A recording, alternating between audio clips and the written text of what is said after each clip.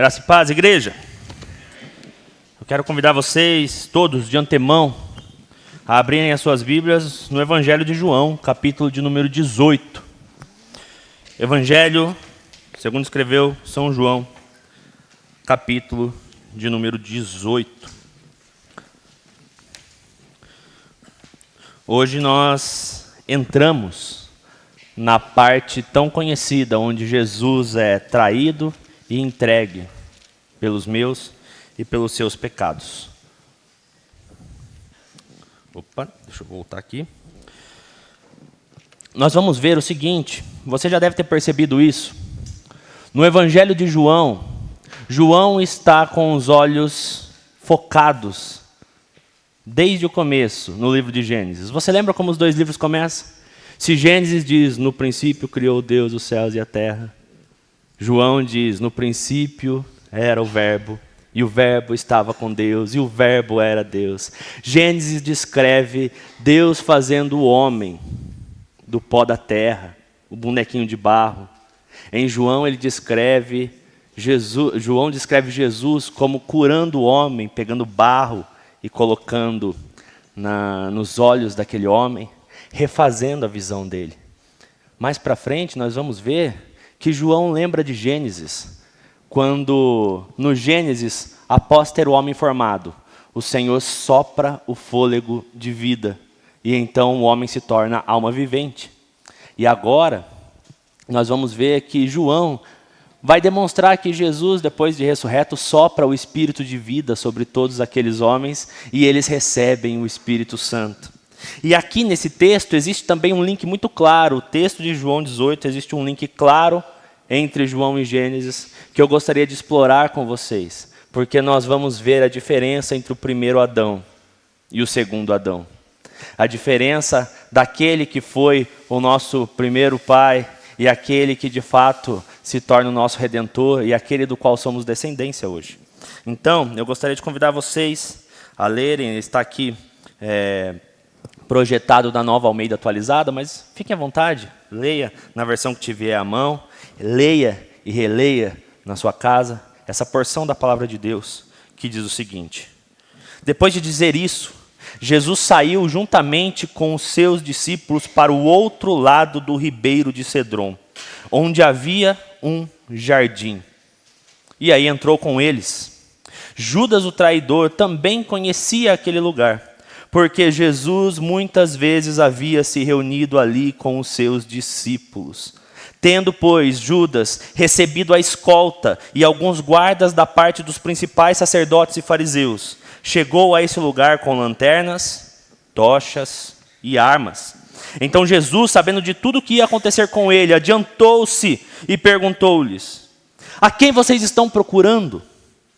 Eles responderam: a Jesus, o Nazareno. Então Jesus lhes disse: sou eu.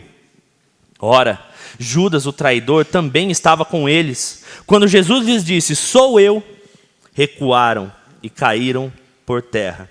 Jesus de novo lhes perguntou: a quem vocês estão procurando? Responderam: a Jesus, o Nazareno. Então Jesus disse: já lhes falei que sou eu. Se é a mim que vocês estão procurando, deixem que estes vão embora. Ele disse isso para se cumprir a palavra que tinha dito anteriormente: não perdi nenhum dos que me deste. Então Simão Pedro puxou da espada que trazia e feriu o servo do sumo sacerdote, cortando-lhe a orelha direita. O nome do servo era Malco. Mas Jesus disse a Pedro: guarde a espada na bainha. Por acaso não beberei eu o cálice que o Pai me deu? E eu quero que a nossa leitura pare por aqui nesse momento. E peço que você feche seus olhos para que nós possamos rogar a Deus que fale conosco. Senhor Deus, Pai do nosso Senhor e Salvador Jesus Cristo, eis a Tua palavra exposta, aberta diante de nós. E nós precisamos do auxílio do Teu Espírito Santo para que possamos entender, explicar e aplicar essas verdades ao nosso coração. Que Jesus Cristo brilhe nesse momento e que nós possamos, à sua imagem, também sermos iluminados pelo Espírito Santo. Pedimos isso não porque merecemos, mas porque precisamos. Pedimos isso em nome de Jesus Cristo. Amém. Amém. Jesus, então, aqui está em um lugar conhecido do Gênesis também. Jesus está em um jardim. Essa é uma foto real do jardim chamado Getsêmani, apesar de João não dar o nome para esse jardim. Mas Jesus, novamente, está neste jardim. Isso nos faz lembrar de quando, de fato, o homem vivia no jardim, vivia com sua esposa, vivia na obra e no plano que Deus preparou para toda a humanidade. Mas em determinado momento da história, Deus decide descer ao jardim, como fazia na virada do dia.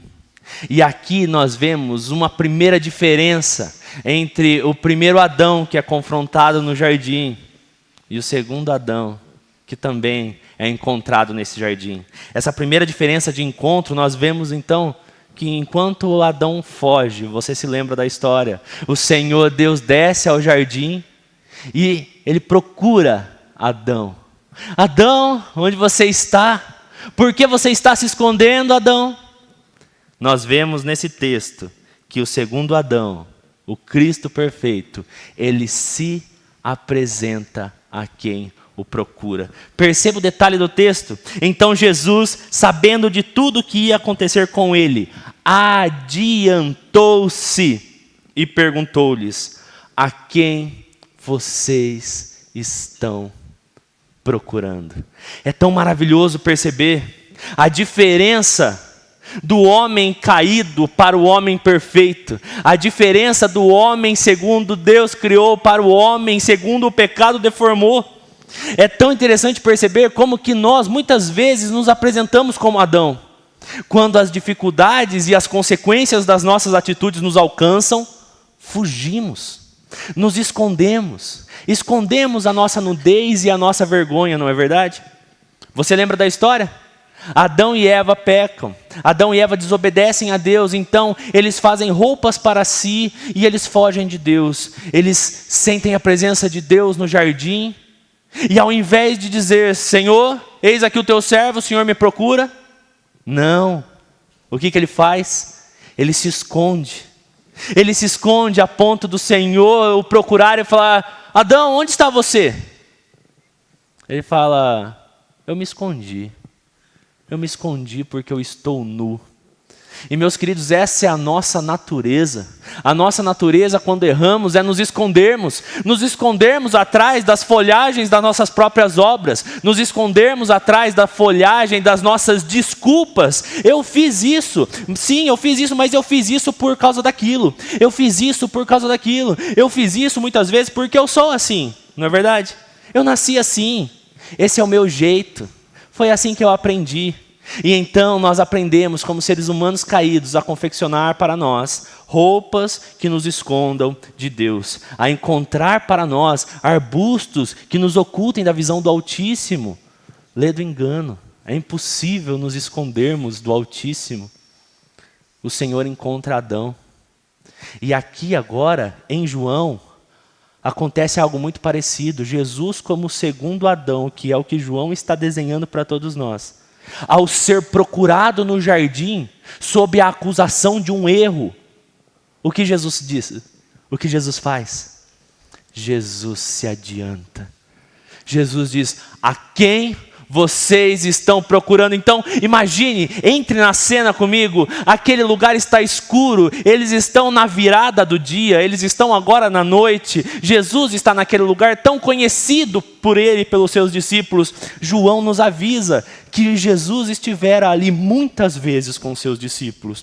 De repente, tochas, lanternas, espadas, armas. O que é o natural de todo mundo?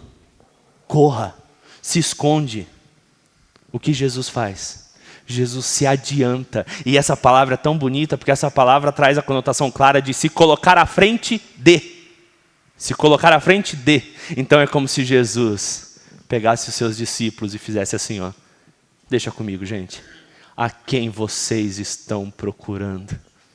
E é tão forte a resposta, porque eles dizem: estamos procurando Jesus, o Nazareno. Então Jesus disse: sou eu. Eles recuaram e caíram por terra. Por que isso? Porque essa expressão não é uma expressão simples. Jesus não está dizendo a mesma coisa que nós dizemos quando dizemos, sou eu. Alguém chega aqui e fala assim, quem que é o pastor barbudo? Pastor barbudo sou eu. Não é isso que Jesus está dizendo. Jesus está passando os seus atributos divinos. Você deve se lembrar de quando Deus aparece a Moisés, e Moisés fala, Senhor, eles perguntarão, quem foi o Deus que falou comigo? E Deus diz, Moisés, diga, o eu sou me enviou a vocês. Jesus aqui se apresenta como Deus, e por isso que eles caem por terra. A cair por terra é a reação natural quando nós nos defrontamos, quando nós somos comparados com a majestade de Deus. Jesus, então, ao mesmo tempo que é o perfeito Adão, o perfeito homem, ele é Deus encarnado. Então o que ele faz? Ele coloca os seus para trás e diz, sou eu. Eu é quem vocês estão procurando. Eu estou aqui. O Senhor Jesus se apresenta em nosso lugar, meu querido. O Senhor Jesus se apresenta no seu lugar, nas suas falhas, nas suas dificuldades. Você consegue perceber o seu coração medroso ao lidar com as consequências dos seus erros, dos seus pecados. Agora, seja confrontado com a coragem, com o amor de Jesus Cristo, dizendo, sou eu que você quer. Da mesma forma, o Senhor Jesus se apresenta diante do Pai. Nós temos um Pai justo no céu. O Senhor não deixa pecado impune.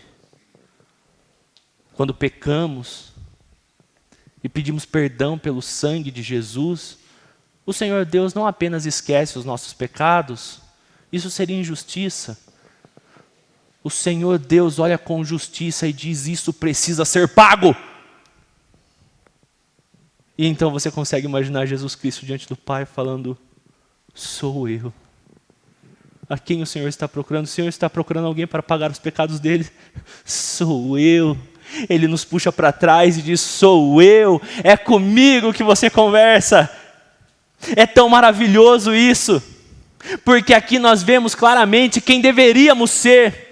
Deveríamos ser aqueles responsáveis pelas nossas atitudes. Deveríamos ser aqueles responsáveis pelos nossos pecados e pelos nossos erros. Seria justo Deus Pai nos procurar para nos ter por conta quanto ao nosso pecado. Mas a misericórdia de Deus se adianta na pessoa de Jesus Cristo. Ele vai diante daqueles que o estão perseguindo e não foge. Ele diz, eu estou aqui, gente. A quem vocês estão procurando? Sou eu. Mas as diferenças entre o primeiro e o segundo Adão não param por aqui. Porque nós vemos que além disso, na hora do confronto, o que acontece com Adão no jardim? Na hora do confronto, Adão acusa. Você lembra da história? Foi a mulher que tu me deste. Ao ser confrontado com o seu erro, Adão, o que você fez?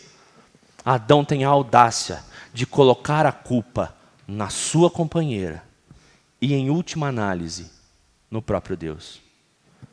Ele diz o seguinte, se eu errei, foi por causa da mulher. Então, olha só, o primeiro Adão dá um passo para trás e coloca sua mulher na frente como escudo. Covarde. Covarde. Adão diz o seguinte, olha, se o Senhor tem que confrontar alguém nesse jardim, é a mulher. E perceba a sutileza da audácia da fala de Adão.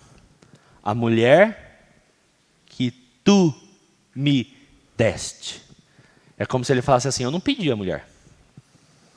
O Senhor olhou e falou, ele precisa de uma auxiliadora. Tá aí, tá vendo o que a minha auxiliadora fez? Me atrapalhou. É triste percebermos a nossa natureza. Às vezes, no meio das rodas de conversas cristãs, a gente ouve algumas frases assim, quando eu chegar no céu, eu quero um papo sério com Adão. Eva? Olha, que Eva more longe de mim. Se encontrar essa Eva, fala, Eva, pelo amor de Deus, o que foi que você fez, Eva? Não sabemos nós que somos idênticos. Por natureza, somos iguais. Por natureza, somos merecedores e filhos da ira. Por natureza, procuramos lugar para nos esconder e procuramos a quem colocar à frente. Quantas vezes nós procuramos desculpas? Quantas vezes nós procuramos alguém para colocar a culpa e para que nós sejamos absolvidos? Essa covardia é intrínseca do ser humano. Herdamos isso do nosso pai. Herdamos isso do nosso descendente. Herdamos isso da nossa carne e da nossa natureza. Adão culpa todos, menos ele. Olha, a culpa é da serpente, a culpa é da mulher, a culpa é do Senhor, a culpa é de qualquer coisa. Por que criar uma árvore que não pode comer? Mas não é isso que o segundo Adão faz. O que o texto nos diz? Cristo protege. O primeiro Adão acusa, o segundo Adão protege. Jesus disse, eu já lhes falei que sou eu. Se é a mim que vocês estão procurando, deixem que estes vão embora. Essa palavra é tão forte, meus queridos. Jesus está dando aos seus amados uma carta de absolvição. Deixe que estes vão embora. Ali existiam muitos culpados, menos Jesus. Jesus teria todo o direito de agir como Adão agiu. Vocês estão procurando a mim? Eu não fiz nada. Olha esses aqui. Leve eles, não leve a mim. Mas para satisfazer a ira de Deus e para derramar a sua misericórdia e o seu amor sobre criaturas tão vis e corruptas como eu e como você, ele diz, vocês estão procurando a mim. Deixe que eles vão embora. Deixe que eles vão embora. Quando nos ajoelhamos diante de Cristo e dizemos, Jesus, perdoa os meus pecados. Sabe o que acontece? 1 João diz que nós temos um advogado diante do Pai, Jesus Cristo. É como se Jesus dissesse ao Pai, Pai, eu paguei o preço, deixe que ele vá embora. Liberte ele da culpa do pecado, liberte ele da condenação do pecado, porque eu paguei o preço, Pai, o Senhor se lembra. Quando nós confessamos os nossos pecados e abandonamos o sangue de Jesus, nos permite ir embora, nos permite ir em paz, nos livra da condenação, nos livra do próprio Deus que busca justiça. Não existe uma diferença entre o Jesus bonzinho e o Deus Pai ruim e o Deus Pai bravo. O que existe ali é uma necessidade de justiça. O que existe ali é uma necessidade de que quem fez, pague. Mas essa necessidade é tão satisfeita em Cristo que Ele nos deixa ir. O Pai diz, então podem ir, está pago. Você já sentiu esse perdão de Deus, meus queridos? Você já sentiu essa proteção de Cristo na sua vida? Em meio aos seus pecados, às suas culpas, às suas dores? Você já se ajoelhou diante de Deus com a clara sensação de que Ele teria todo o direito de tirar a sua vida? E você levantou dizendo, nossa, eu estou tão leve, eu estou tão bem. Como pode isso? As Escrituras nos mostram como pode isso. Você pode sair do jardim que você pecou, porque Cristo se colocou no lugar e disse, deixa eles irem, acerta comigo. Quem é pai sabe, quem é pai já passou por isso. Às vezes os nossos filhos dão uma pisada na bola e a gente fala assim, filho, deixa que eu resolvo. Deixa que eu resolvo. Teve um dia que meu filho lá no condomínio, chutando bola onde não deve, mas deu-lhe uma bolada na porta da vizinha.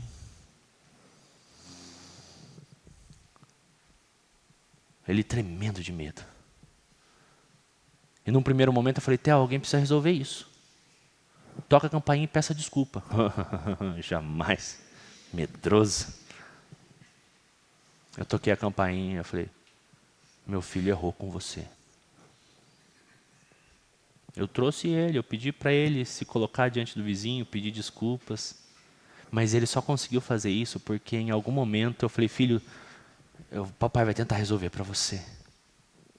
Nós somos completamente incapazes de resolver o problema do nosso pecado. Meus queridos, tenhamos isso em mente e no mais alto grau de compreensão. Nossas boas obras não são capazes de apagar a multidão dos nossos pecados. Não temos como nos resolver diante da ira de Deus.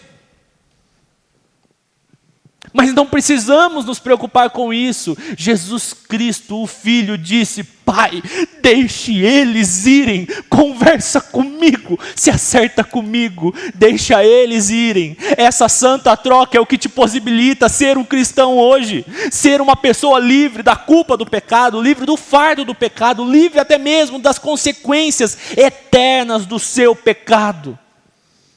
E muito em breve, quando Ele estiver para sempre conosco, livres até mesmo da presença do pecado.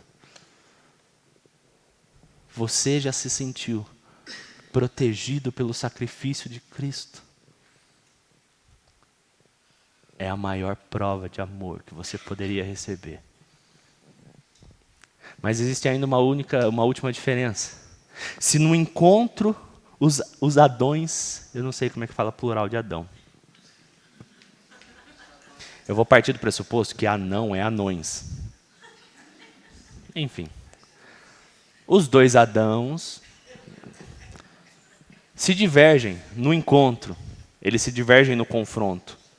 Mas eles se divergem ainda num último ponto. Eles se divergem na própria motivação de estar ali e de fazer o que faz. Você lembra? O que move Adão a fazer o que faz? O que move Adão a fazer o que faz é a autonomia.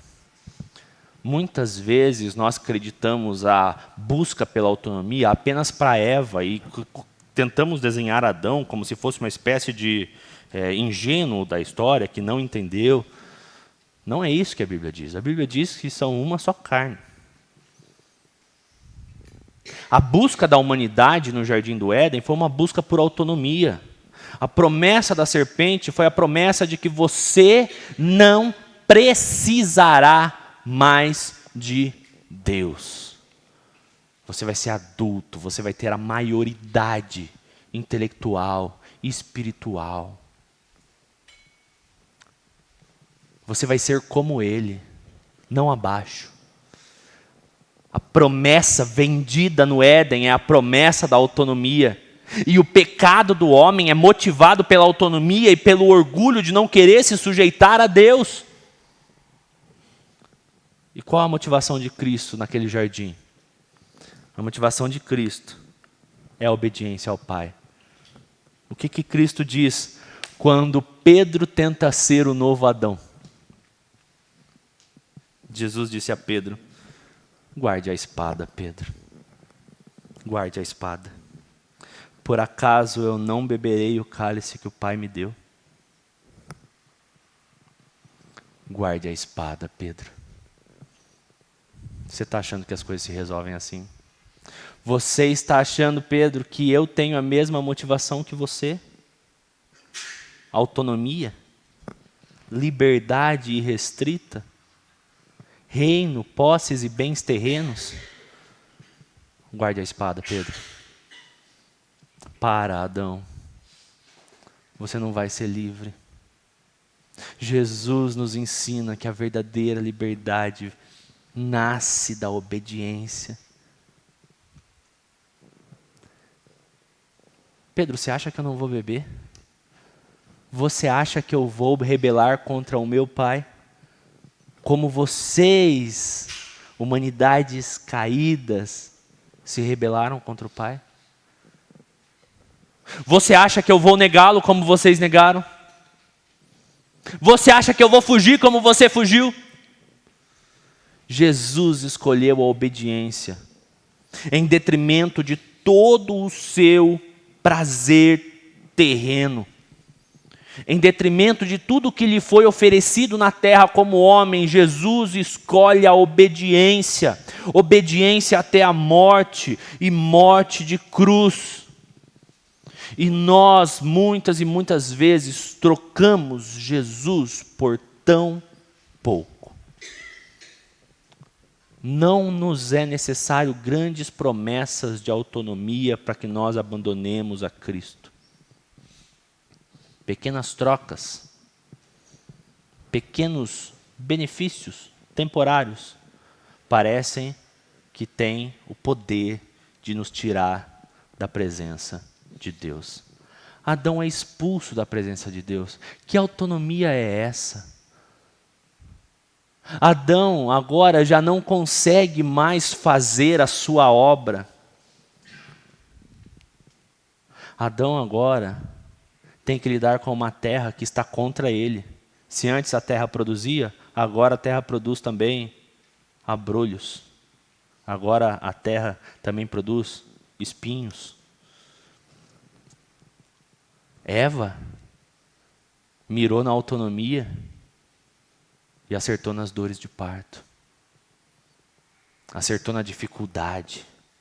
Acertou na incapacidade de cumprir a missão. O que o mundo oferece para nós parece muito bonito, queridos. O que o mundo oferece para o meu e para o seu coração é: saia da igreja, saia do domínio deste Cristo tirano que manda e desmanda em você e fala para você fazer o que der na telha dele. Saia disso, seja autônomo, saia da caverna, cresça, amadureça, tome suas próprias decisões, não se esconda atrás da religião. O discurso é muito bonito, mas este é o discurso da serpente. E nós conhecemos o que isso nos dá. Não nos dá autonomia. Agora, o ser humano que achava que iria ser livre é escravo do pecado, é escravo de suas próprias decisões, é escravo de suas próprias atitudes, é escravo do seu próprio desejo, é escravo do seu próprio coração. Lembra que eu falei para vocês que João está o tempo inteiro apontando para Gênesis? É no Evangelho de João que a promessa da serpente é transformada e Jesus diz: conhecereis a verdade, e a verdade vos libertará. É o Evangelho de João que fala: você tem que nascer de novo. Você tem que ser formado da água e do Espírito novamente. O que nasce da carne é carne. O que nasce do Espírito é Espírito. É no Evangelho de João que ele diz: vocês têm que se alimentar de mim. Se agora, no Éden, um fruto é dado para a condenação, em João, o Cristo fruto é dado como alimento para a salvação. E ele fala: quem come de mim, quem se relaciona comigo, quem me conhece, quem ouve as minhas palavras, tem a vida eterna. Enquanto Adão escolhe a autonomia, Cristo escolhe por nós a obediência.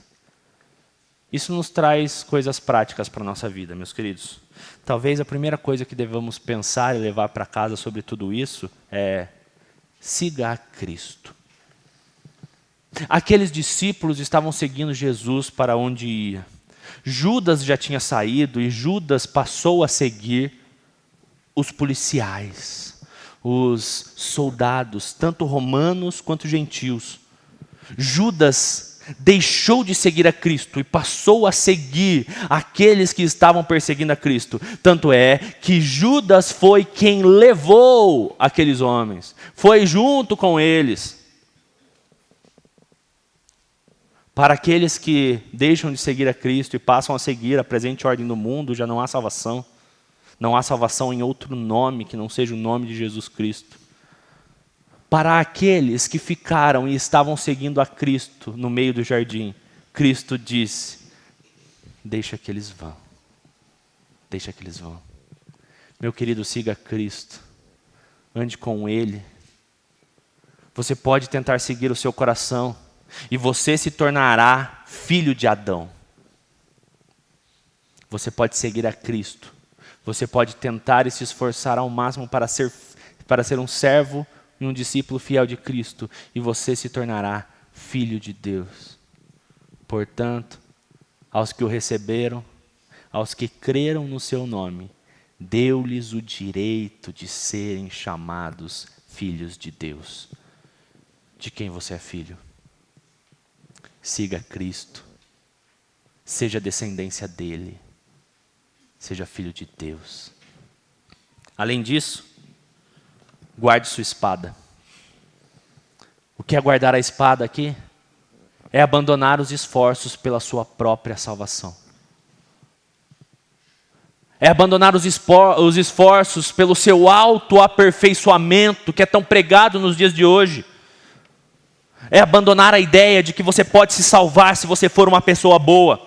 É abandonar a ideia de que você pode fazer coisas boas porque elas anulam as coisas ruins. É abandonar a ideia de que você consegue viver uma vida como Deus quer. Guarde a sua espada. Você não será salvo pelas suas próprias forças. Você apenas será salvo se você se colocar atrás de Cristo e ouvir dele as santas palavras dizendo, por último, vá em paz. Essa é a grande ordem de Deus em Jesus Cristo para nós. Cristo nos oferece um cálice da salvação. E ele só pôde fazer isso porque ele tomou o cálice da ira.